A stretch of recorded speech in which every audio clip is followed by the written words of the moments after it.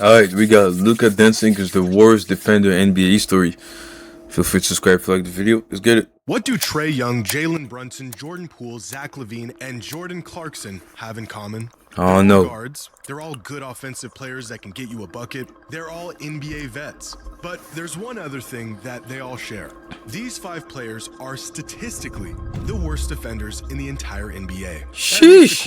I didn't even know that. Plus minus. Now, I usually wouldn't go seeking out information like this, but I felt inclined to after the recent ironic from him. criticism Luka Doncic has received for his defense. From what is said and what I've seen, I thought Luka would be near, if not at the very bottom of the worst defenders in the league. Not even close, isn't it? No, he's not down there. According to this one metric, which isn't perfect, but is one of the more elaborate and extensive, I wonder who's the worst. Luka Doncic is not the worst defender in the league. Among qualifying players, that title belongs to Jalen Brunson or Trae Young. But if he's not down there, he's got to be nearby. There's Booker, Zion, Banchero, Ant, LeBron. I'm seeing some pretty capable names here and still no Luka. There's Maxey, Morant, D'Angelo Russell, higher than I would ever expect in my wildest dreams. We are now well clear of the defensive liabilities, and still, no Luka in sight. I mean, if you think about it, it's the same thing with Shea and his free throws, bro. If you look at actually the best players that did the most free throws, it's probably not even top 5 in all time. I'm sure he's not. And that's because out of the 375 players who meet minimum requirements this season, Luka Doncic ranks 169th on defense, which is in fact extremely average. He's not terrible, he's not a liability, and he isn't nearly the worst defender of all time. All time, we'll say that.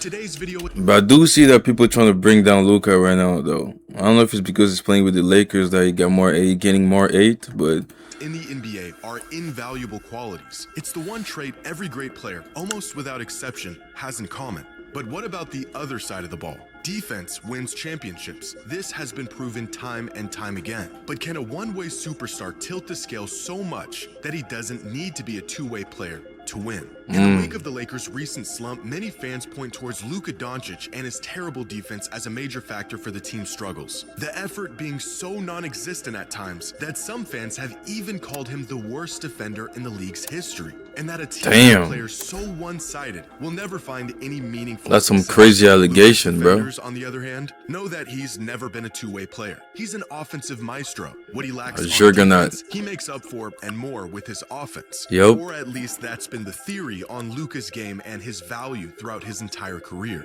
But is this actually the case? Well, I think it's worth asking, is Luka actually bad on defense? The eye test would certainly say so, but sometimes our eyes can deceive us. Defensive estimated plus minus has Luka in the 31st percentile league-wide in terms of defensive impact, well within the realm of defensive liability. When it comes to points allowed per 100, Luka is in the 44th percentile. His crafted defensive plus minus. But people won't look at stats though. They only go with what they see and what other people say. I mean, you might as well make a video about Shea free throws at this point. He's still not going to change anything, you know. People still going to hate him. Is actually above average, in the 63rd percentile league-wide. And according to ESPN analytics, Luka is in the 51st percentile defensively.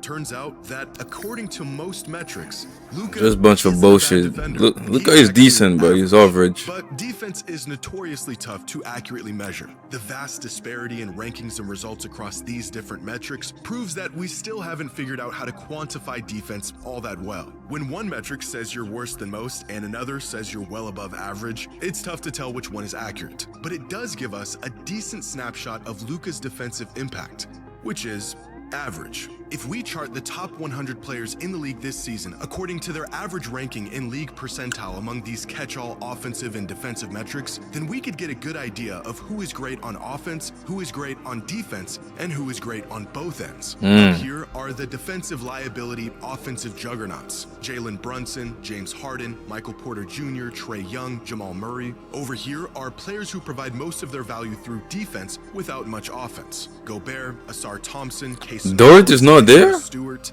Holy shit. are the best two-way players in the league. Giannis, Wemby, Chet, Derek White, Jalen Suggs, and Shai Gilgeous-Alexander, who ranks in the 99th percentile on offense and the 91st percentile on defense. Arguably the best two-way player in the entire league. So where is Luka in all of this? Right here.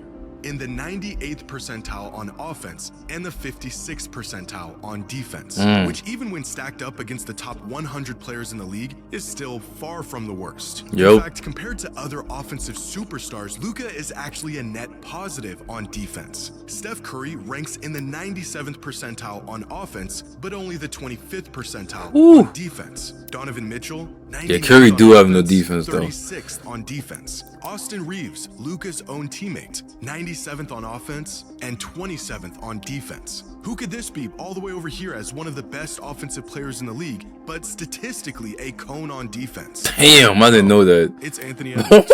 What about this guy? Great on offense, Jaylen Brown on defense.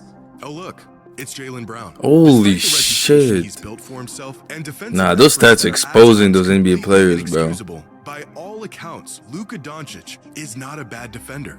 He's painfully average. This, however, Yeah, I think it's probably because he played on the Lakers. So, you know, NBA players that play on the Lakers always get hit for something out of nowhere, bro.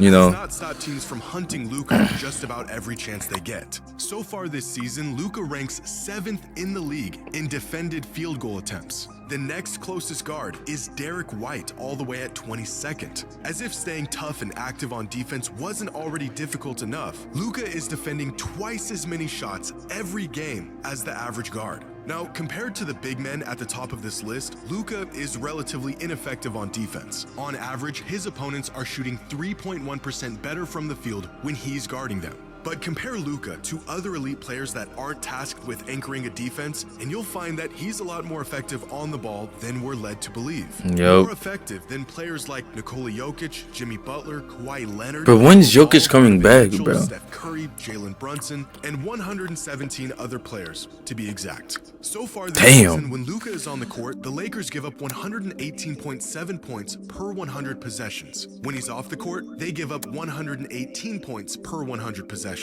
A difference that is negligible. Compare Luka's neutral impact on defense to the top 15 offensive generators in the league, the players who generate the most points per game through scoring and assists, and Luka is, you guessed it, average. As expected, the best offensive players in the league are usually not all that great on defense. The larger a player's offensive burden is, the less they're asked to do. Jalen Brunson is insane, though. That's crazy. According to Cleaning the Glass, among the 15 most impactful offensive players in the league, only 6 of them have teams that perform better on defense when they're on the court versus when they're not. With Luka right in the middle at 7th, and some of these teams completely struggling on defense when their star is on the court. The Timberwolves and Clippers are nearly 10 points worse on defense per 100 possessions with Ant and Harden on the floor. Damn. Brunson is literally the worst defender in the league, with the Knicks nearly 13 points worse on defense when he's on the floor. In a world where there are numerous players around the league that do far less on offense while also doing less on defense, Luka is one of a few players that gets heavily scrutinized for it.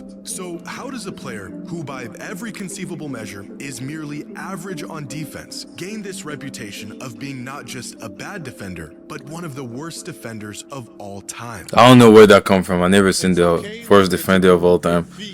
A little bit over and help out.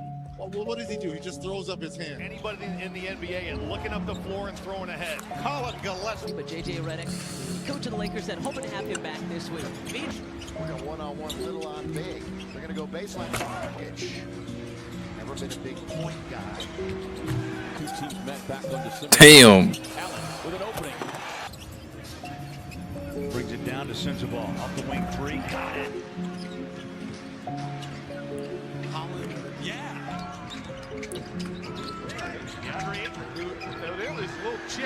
Oh my goodness. This guy is a whiner. It's tough to make the case that a player isn't a bad defender when stuff like this happens on a regular basis. Luka getting blown by, feet look like they're stuck in mud, complaining about no calls every other possession and forcing his team to play 4-on-5 on the other end, gambling in passing lanes, missing assignments, but more than anything, straight up refusing to even make an effort on some possessions. One of the big reasons why I think Luka's lackluster defense has become the primary topic of conversation is because visually, he looks completely uninterested in even playing defense at times. He has the tools to be a good defender. Great size for his position, he's strong, quick hands, great IQ and court awareness, and yet he puts in just enough effort to be, at best, average. One of the more random but insightful metrics the NBA keeps track of is the average speed a player moves at throughout a game, both on offense and defense. And among the 324 players who average at least 15 minutes a game this season, take a wild guess at who falls at the bottom of the league when it comes to speed on defense.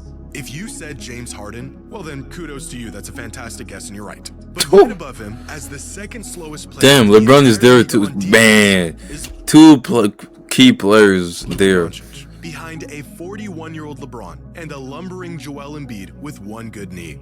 Getting scored on or giving up an easy bucket is one thing. Refusing to even put in the effort to stop a bucket is another. The outrage for Luka's defense is not all about the results. No reasonable fan should expect Luka to be a lockdown defender. That's not his role. The outrage is in the fact that he doesn't even try. And if only he did, he could be a good contributing defender. Catch Luka at the right time, and he looks like a versatile big body who can guard 1 through 4 with some of the best post defense you've ever seen. Catch him the other 70% of the time, and you'd think the guy has lead in his shoes. Pro 36 has a metric called the Hustle Index that accounts for things like the number of box outs, charges drawn, contested shots, deflections, and other factors to measure a player's hustle throughout a game. Luka Doncic ranks 187th out of the 250 qualifying players. But Luka's lack of effort on defense may be just as overstated as his effectiveness on defense, because ranked right below him on the Hustle Index is Shai Gilgeous-Alexander, and Zubats,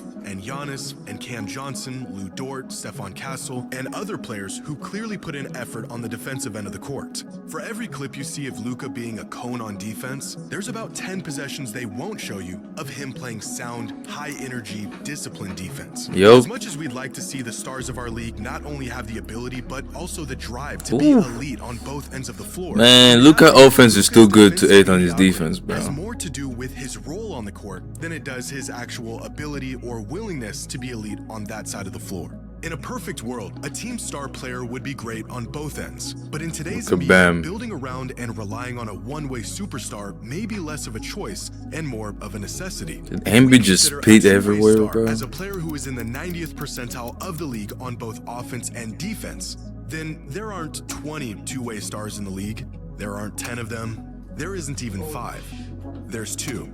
2 players in the entire league that are true two-way stars. But what if we widen our scope of look at Shai and Wemby, bro. The 80th percentile league-wide on both ends of the floor? Well, then there's still only 9 players who meet those requirements. 450 players in the NBA, 9 of them who you could consider to be great on both offense and defense.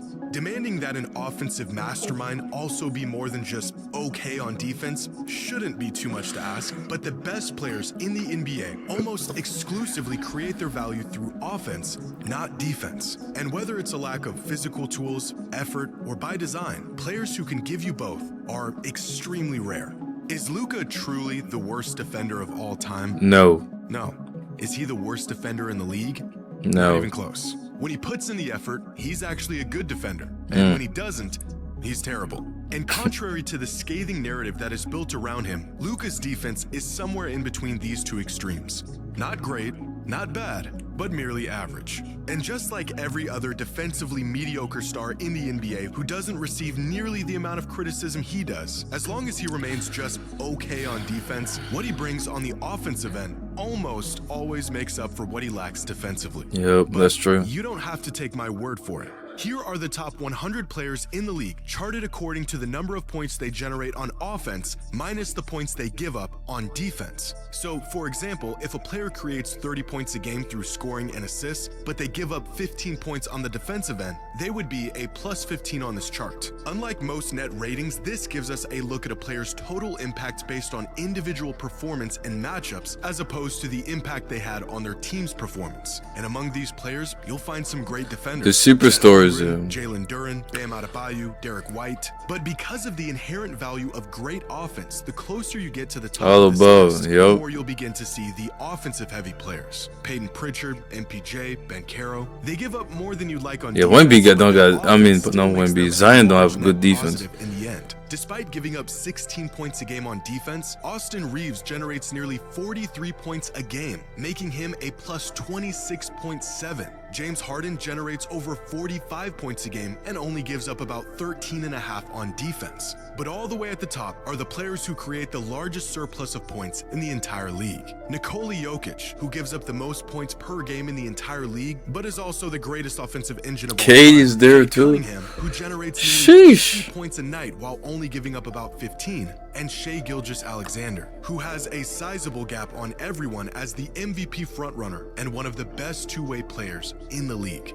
Where does the liability himself, Luka Doncic, stack up in all of this? He's right here, creating so much offense that you'll take his average defense every single time. Well, shout out to Jimmy.